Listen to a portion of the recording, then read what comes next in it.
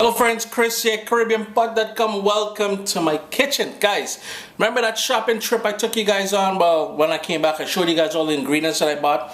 And I told you guys I bought some Kush Kush yam. This here is a Caribbean style yam. It's called Kush Kush. We've got so many different types of yam down in the Caribbean. But this one here, if when you go to the grocery store, it may be a little bit more expensive because it's not as common. I'm going to show you guys how to do a nice Kush Kush mash. It's totally vegetarian, so all my vegetarian friends, give this one a try. You're going to love it. My non-vegetarian friends, some stewed meat, some curry meat, even some grilled meat, anything you put in this. If you want to kick this up a bit, you can certainly use some salted cod in there or some smoked bacon bits. Hey, it's all kind of lovely things. So let's get cracking on this yam mash using Kush Kush. Let's take a quick peek at the ingredients we'll be using here today. Remember, my non-vegetarian friends, I said if you want, you can also include some smoked bacon or a couple tablespoons of salted cod to the recipe. Over here, some parsley. We're going to need a couple tablespoons of fresh chopped parsley. I've got 2 tiny onions I'm going to chop up. My good friend Caribbean Sunshine is back. We're going to use maybe about 1/4 of that, no seeds because that's where most of the heat is. 1 clove of garlic, some fresh ground black pepper, maybe about 1/4 teaspoon of that.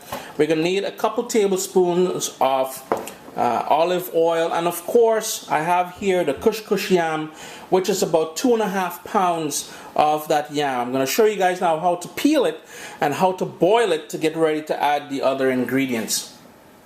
Peeling this is very straightforward. What you want to do, first of all, there may be a sap when you peel the skin back, which may irritate your fingers. So you've got a couple options. You can certainly use some gloves or get some vegetable oil and coat your hands with that vegetable oil before you start doing so. Before you start peeling them, sharp paring knife or a potato peeler, trim off the stem, and all you're doing is pretty much removing the outer skin of it as you would a potato. So it's pretty straightforward.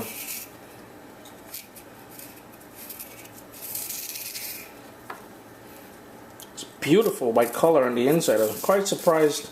Sometimes when you buy these in the grocery store, since they're shipped from wherever they're harvested in the Caribbean or in Asia, they tend to be discolored and damaged. But these ones are really good, I must say. If you're looking for these, look in your Asian grocery stores. If you're in North America, exactly what I was talking about. Notice that sort of bruise there, so what we're going to do is trim that out. Look in your Asian grocery store or in your West Indian or Latin food market, and you just ask for them there. Cut it in half now, and I have in my sink here a pot with cool water that I'm going to put in there so it doesn't go discolored. I'm just going to continue peeling these, and then we're going to get to actually boiling them. So I've got them all cut up into chunks, even size. It's in a deep pot here covered with water. I'm just going to turn my fire on, bring that up to a boil, and then we're going to cook it for about 20 minutes. But once it comes up to a boil, I forgot to mention in the ingredient list, we'll also need some salt. Maybe about 1/2 teaspoon of salt once it comes up to a boil.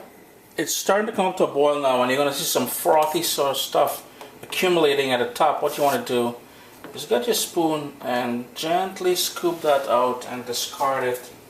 Give it a quick stir. Here's where you're going to add that salt as well. So you want to salt this, and then you want to bring it down to a rolling boil and let that go for at least 15 to 20 minutes. I'm going to show you guys how to test this to make sure it's fully cooked for moving on. If you can't get Kush Kush yam, any sort of white yam will work. Sweet potato will work great as well. Just the sweet potato will cook faster. So there you go, you have options. Kush Kush may be a bit difficult to find. So now I'm just going to turn this down to a rolling boil and let that go. It's been about 20-25 minutes or so.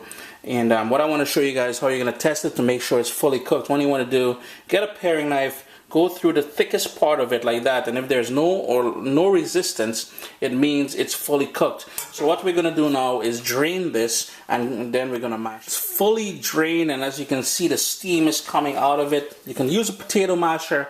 I've got here a sort of a wooden masher, and down in Trinidad they call it a ponga or pounder. And all you're gonna do is sort of crush it.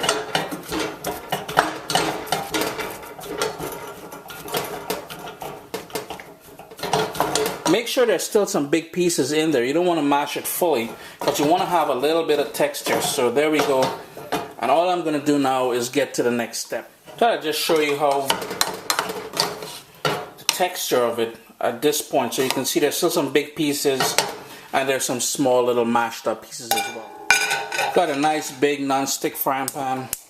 Turn my heat on, let it warm up for about a minute or two, and then we're going to add the olive oil. Pan is nice and warm now, so in goes a couple tablespoons of that olive oil.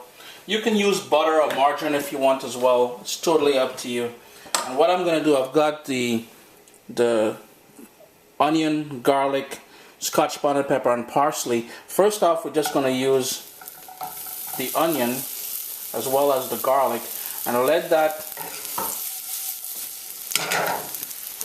Turn my heat down to low because I want this to sort of soften up and start getting some nice brown edges, and it's going nice and sweet and flavor that oil.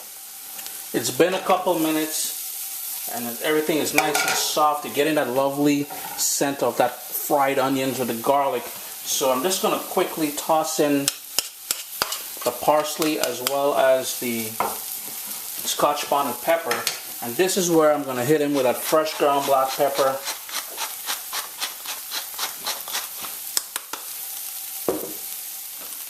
And then give it a quick stir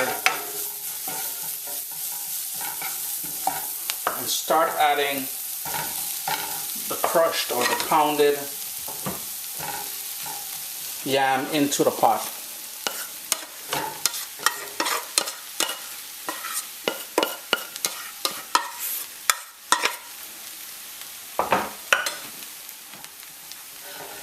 And what you want to do is sort of press it down gently and then start mixing it all up. You want to pick up all that lovely flavor from the bottom of the pan. If you got any sort of overly big chunky pieces, you want to just break it up.